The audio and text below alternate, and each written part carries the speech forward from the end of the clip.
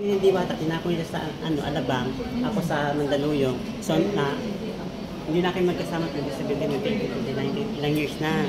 Kaya nagulat na ako, negosyante na. Oo, kasi 2015, 2016, dalawang taon kayo magkasama. Nung nilagay siya sa Alabang si Diwata, sa mga call center, sa mga dicer. Doon siya nilagay sa Alabang, sa Ako naman nilagay din ako dito sa Mandaluyong. Doon kami nagkahiwalay ng Diwata. Ang papayat pa namin noon. Payat ko pa noon, mukha pa akong tinikling. Ganito kami. Oo, ang pangit ko noon. Oo, buti ka mo sa totoo lang, pangit ko noon. Tapos mahaba pang buhok ng Diwata, dito yan. At saka mukha ni Diwata, sobrang payat niya noon. Kaya actually yung mga dreamers, at saka picture daw. Sinabihan daw sila, may 1.5 ba kayo? Ginanon mo sila. Tapos si Diwata kasi minsan, nagtatanong siya, ano pa magandang negosyo? Hindi ko alam kasi hindi naman ako negosyo eh. Tapos sabi sa akin, ayun, picture tayo.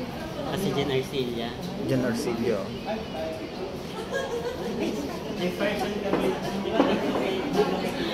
Saan ba si Mi?